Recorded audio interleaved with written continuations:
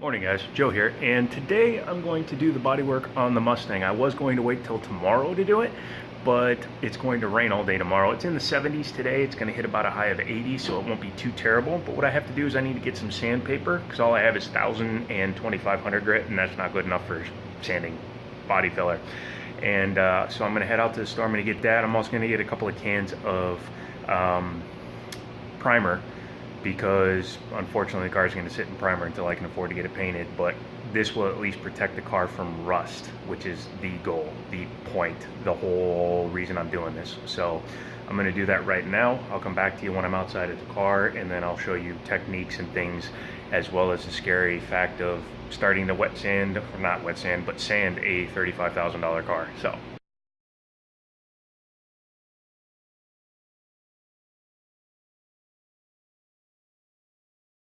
So here we are, we're out at the car, not very far, wherever you are.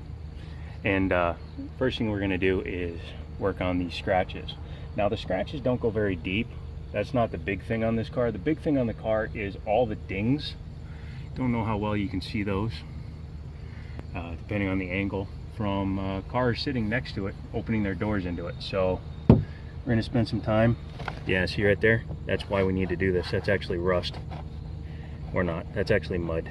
Never mind. But first thing I need to do is wipe down the surface that I'm working on. And I think we're gonna start from the fender and work our way back. So I wiped down the fender real quick. Just got it pretty cleaned off because it's gonna get dirty again.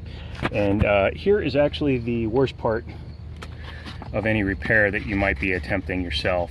And yeah, trust me, this is the hardest thing to do to a car, is to take sandpaper to your car, because now I am committed to this. You want to try to avoid doing more than you have to, so feel free to stop in as small an area as you want to. The very, very scary part is done, putting scratch marks in your car. No anxiety, hashtag blood.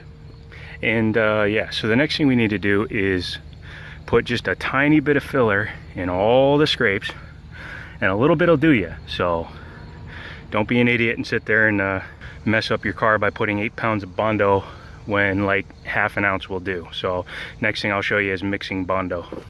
So the actual accepted term for this is actually body filler, but this is actually Bondo brand, because my dad doesn't do anything half-assed. Thanks, Dad. And we're going to be using a nice Doom CD-ROM case, DVD case, to be our mixing plate, because yeah, why not? You can see I got a dollop of the good stuff there, and I'm going to take the hardener, and you have to knead it. You need to knead it. You need it, you need it, you need it, need it, need it. Now for that size, you just need a little bit. I just run a little line through it, about like that. A little extra makes it harden faster, but that's okay. So I'm gonna go ahead and turn you around. Wait, no, we'll go ahead and mix, and then we'll show you. So it's just like making a pancake or bread or anything like that. You just fold and mix, mix and fold, mix and fold. Clean the edge off your spatula every now and then, till you get a nice consistent color. And this will be more than enough to do this entire side. So if you don't use too much, you have a few minutes before this starts to set and become very hard. With what I did to it, it'll probably set a little bit faster, but not too fast. Sorry, I know I mixed that off a little bit while you weren't in frame, but quite frankly, this is more about me getting the job done. Don't take any offense, although it is 2018, so I'm sure you'll be offended by everything. Why do you use red hardener? So I'm only going to show you on this first part, and then I'm going to go ahead and turn off the camera so I can focus on the rest. But it's really easy to applicate. You just push down, push with a little bit of force as you do it. As I said before, the biggest problem everybody makes is putting way too much on. You just want to get it until the level of the scratch is the same level as the rest of the paint on the car. The goal is to pack the hole, not cover the whole fender. You see how you can see edges and gray through what I applied? That's perfect. If you put too much on there, you'll know you don't need big clumps, you don't need big holes. It just makes more work for you. So a light application, just guaranteeing that you fill in the scratch. So I've got to put this down and do the rest of the scratches. I'll come back in a minute. Oh, also I'm going to fill all these little holes.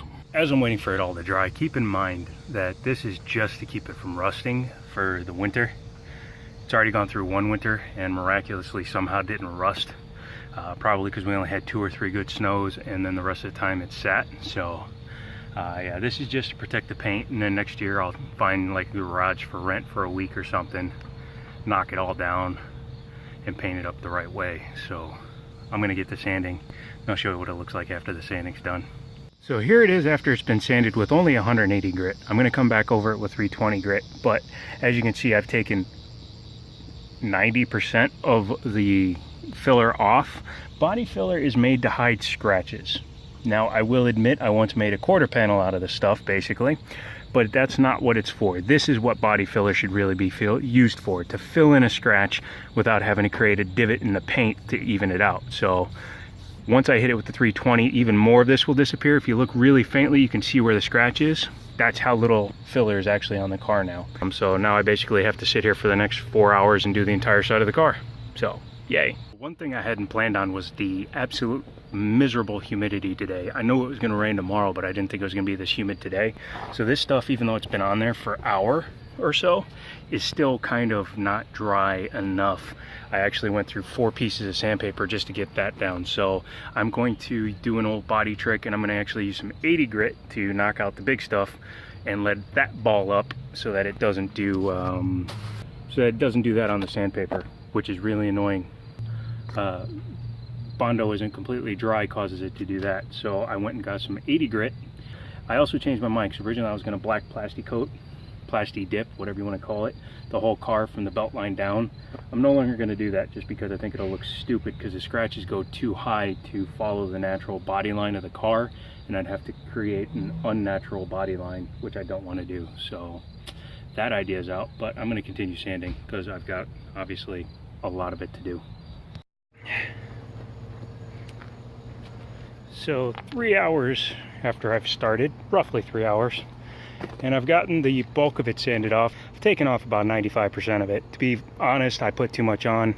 It's been a couple of years since I did body work, and I forgot how much sanding is involved when you do it by hand. So yeah, I'll never do that again. However, I had to use 80 grit because the Bondo itself was too soft, and now that I got it all knocked down, I got all the little door dings filled in, scratches, door dings, whatnot.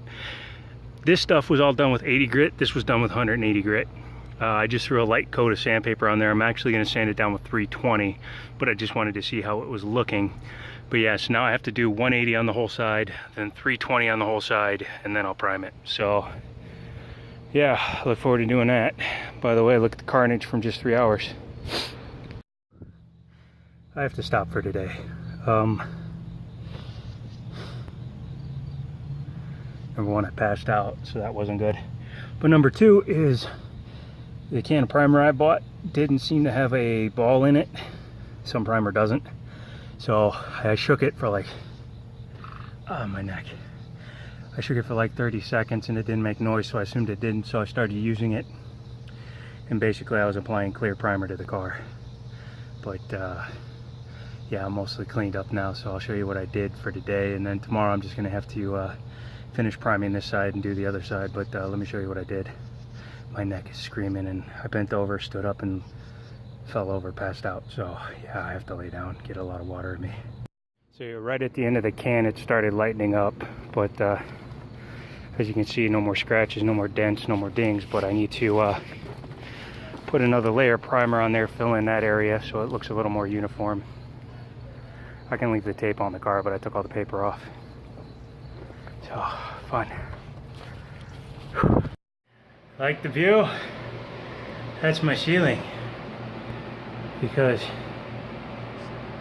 I can't see in color right now. I barely made it up the stairs. And, I barely made it into my kitchen before collapsing. I'm gonna sleep.